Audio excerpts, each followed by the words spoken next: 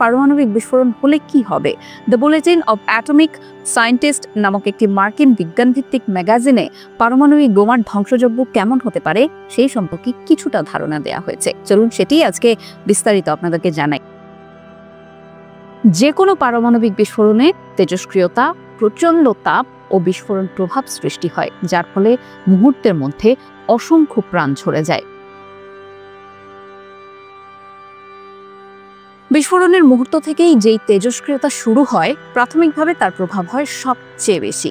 গামারশ্মি ও neutron রূপে এই তেজস্ক্রিয়তা পুরো পরিবেশে ছড়িয়ে পড়ে। কতক্ষণ টিকে থাকে এই তেজস্ক্রিয়তা? কোনো ধারণা আছে আপনাদের? মাত্র 1 সেকেন্ডেরও কম সময়। কিন্তু এই সময়েই চারিদিকে কয়েক মাইল পর্যন্ত প্রাণঘাতী মাত্রাটি ছড়িয়ে পড়ে।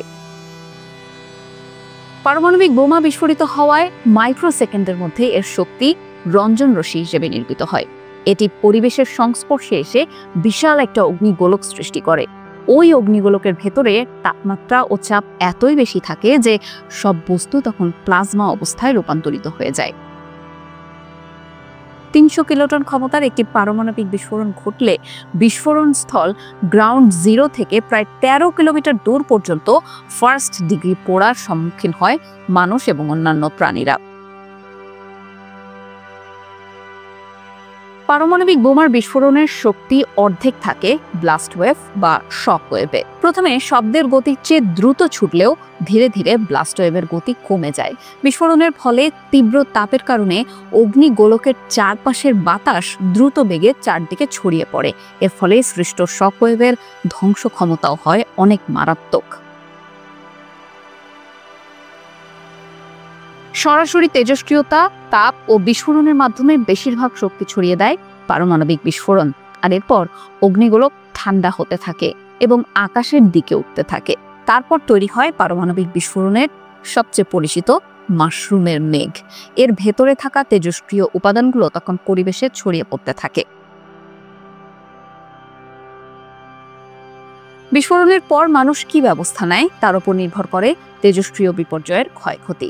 সাধারণত তেজস্ক্রিয়তার মাত্রা কমার জন্য পারমাণবিক বিস্ফোরণের পর 48 ঘন্টা ঘর থেকে বের না হওয়ার পরামর্শ দেয় কর্তৃপক্ষ। একটা তুলনামূলক উদাহরণ দেই। এখন সবার কাছে কমপক্ষে 300 কিলোটন ক্ষমতার পারমাণবিক বোমা রয়েছে, যা হিরোশিমা বা নাগাসাকিতে বিস্ফোরিত হওয়া বোমার চেয়েও 10 গুণ বেশি শক্তিশালী। ধারণা করা হয় হিরোশিমা শহরের 3.5 লাখ মানুষের মধ্যে 1,40,000 মানুষ কেবল বোমার বিস্ফোরণে মারা যায়, আর নাগাসাকিতে মারা যায় 74,000 মানুষ। নিউ ইয়র্ক শহরে এই ধরনের একটি বোমার বিস্ফোরণ ঘটলে প্রথম 24 ঘন্টার মধ্যেই 10 লাখের বেশি মানুষ নিহত ও তার দ্বিগুণের বেশি মানুষ মারাত্মকভাবে আহত হবে। বৈশ্বিক পারমাণবিক যুদ্ধ শুরু হলে মিনিটের ব্যবধানে কয়েকশো থেকে কয়েক হাজার পারমাণবিক বিস্ফোরণ ঘটবে পুরো বিশ্বে। উদাহরণ দিয়ে বলি, ধরুন ভারত আর পাকিস্তানের মধ্যে আঞ্চলিক যুদ্ধ শুরু হলো। দুই দেশের বিভিন্ন শহরে 100টি 15 কিলোটন ক্ষমতার পারমাণবিক বোমা বিস্ফোরিত হলে সরাসরি নিহত হবে 2,70,00,000 মানুষ। আবার ধরুন রাশিয়া ও যুক্তরাষ্ট্রের মধ্যে 100 কিলোটন ক্ষমতা সম্পন্ন 4,000-এর বেশি পারমাণবিক অস্ত্র বিস্ফোরিত হলো। এতে মুহূর্তের মধ্যেই 36 কোটি মানুষ মারা যাবে। যুক্তরাজ্য, চীন, ফ্রান্স, ইসরায়েল, ভারত, পাকিস্তান ও উত্তর কোরিয়ার কাছে সব মিলিয়ে আনুমানিক প্রায় 1200-র বেশি পারমাণবিক অস্ত্র রয়েছে। পারমাণবিক যুদ্ধে তাৎক্ষণিক মৃত্যুর পর পরিস্থিতি আরও অবনতির দিকে যাবে। সারা বিশ্বেই খুব দ্রুত বিস্ফোরণ পরবর্তী সংকটগুলো দেখা যাবে। সেগুলো কি? বৈশ্বিক জলবায়ু পরিবর্তন, দীর্ঘকালীন তেজস্ক্রিয়তা, সামাজিক অরাজকতা। কয়েক দশক ধরে এসবে ডুবে থাকবে পুরো বিশ্ব। 1980-র দশক থেকেই বিজ্ঞানীরা পরিবেশের উপর পারমাণবিক বিস্ফোরণের দীর্ঘকালীন ও বিস্তৃত প্রভাব বিষয়ে গবেষণা শুরু করেছেন। মার্কিন বিজ্ঞানীদের গবেষণায় পাওয়া ফলাফলের তথ্য বলছে যে পারমাণবিক বিস্ফোরণের পর সৃষ্ট বিশালাকার দাবানল থেকে উৎপন্ন ধোঁয়ায় বিশ্বব্যাপী পারমাণবিক শীতকাল বিরাজ করতে পারে, কারণ বায়ুমণ্ডলের উপরিভাগ কার্বন কণায় ভর্তি হয়ে যাবে। সেগুলো সেখানে কয়েক মাস থেকে কয়েক বছর পর্যন্ত থেকে যেতে পারে। ফলে পৃথিবীতে সরাসরি সূর্যালোক প্রবেশ করতে পারবে না এবং পৃথিবীর তাপমাত্রা তখন কমে যাবে। কিন্তু বিপরীতে স্ট্র্যাটোস্ফিয়ারের তাপমাত্রা আবার বেড়ে যাবে। এর ফলে ক্ষতিগ্রস্ত হবে ওজোন স্তর। আবার রাশিয়ার বিজ্ঞানীরা তাদের গবেষণায় দেখিয়েছেন যে ভূপৃষ্ঠ ও সমুদ্রপৃষ্ঠের তাপমাত্রায় পরিবর্তন হওয়ার কারণে বিশ্বব্যাপী কৃষি ব্যবস্থা ভেঙে পড়বে। আর এর পরিণতি কি হতে পারে তা আপনারা নিশ্চয়ই আঁচ করতে পারছেন। এছাড়া পারমাণবিক যুদ্ধ শুরু হলে অনেক শহর আগুনে পুড়ে ছাই হয়ে যাবে। এসব অগ্নিকাণ্ড থেকে সৃষ্ট কালি, ঝুল, কার্বন কণা, ধোঁয়া ইত্যাদিতে পূর্ণ হয়ে যাবে বৈশ্বিক বায়ুমণ্ডল। এইমাত্রই আপনাদেরকে জানালাম যে রাশিয়ান বিজ্ঞানীরা তাদের গবেষণায় দেখিয়েছেন ভূপৃষ্ঠ ও সমুদ্রপৃষ্ঠের তাপমাত্রায় পরিবর্তন হওয়ার কারণে বিশ্বব্যাপী কৃষি ব্যবস্থা ভেঙে পড়বে।